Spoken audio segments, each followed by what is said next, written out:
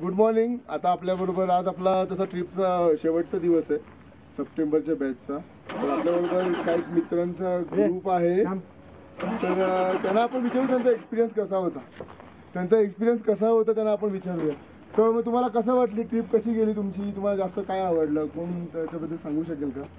क्रुझिंग wheel सोबत तर मजा तर आलीच, पण सोबत बाईक रायडिंगचा पण जो एक्सपिरियन्स होता तो अनएक्सपेक्टेड होता.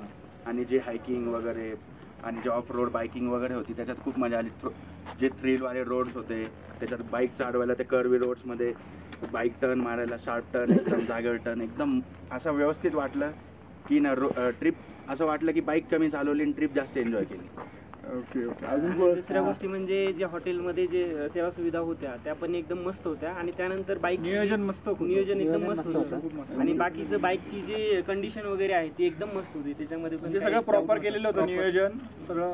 आणि क्रुझिंग व्हीलचं नियोजन म्हणजे खूपच छान असं मी म्हणेन. कारण आपल्या थोड्या एका लोकांना मेडिकल थोड्या झाले, पण राहुल दादा असं म्हणजे एकदम घरच्यासारखं की तिथे जाणार, त्याची विचारपूस करणार, तिथून सुरुवात. किंवा एखादा आमचा मेंबर मागे राहिला असं राहुल दादा परत येणार, परत त्याला घेऊन जाणार.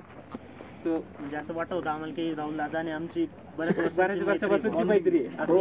फर्स्ट टाइमच भेटलो. फर्स्ट टाइम आमची. आणि एवढी ऑफ राईड असल्यामुळे पण कुठं भीती वाटली नाही की बाबा आपण मागे राहू किंवा आपल्या मागे काही नाही. तर ते एक स्लो करायची, कुठं चालवायची व्यवस्थित गाडी. काय बरं, कोणी बाकी ट्रॅव्हलर्स कोणी लडाखला येणार असेल तुम्हाला, तुम्ही त्याला काही सजेशन वगैरे द्याल का की त्यांनी एकटं यावं की नाही यावं, त्यांनी काय प्रिपरेशन करून यावं का, असं काही सजेशन तुम्ही द्याल? बोलू की क्रुझिंग व्हील बरोबर ठीक आहे. आणि एकटं आलं तरी राहुल दादाचा सल्ला वगैरे घ्यावा, त्याच्याशी कॉन्टॅक्ट वगैरे करून सगळं काही सोयी सुविधा नीट करून यावं. एकट्यामध्ये पण तो मॅनेज करू शकतो सर्वांची ट्रिप. थँक्यू. अजून कोणाला काही बोलायचंय? काय नाही, नेक्स्ट टाइम येऊ तेव्हा राहुल दादा सोबत कॉम्पिटेट करू बाईक रायडिंग. नाही, असं काही कॉम्पिटेट वगैरे करू नका. तुम्ही सेफ बाईक चालवा बस, एवढंच फक्त अपेक्षा आहे. ठीक आहे. थँक्यू.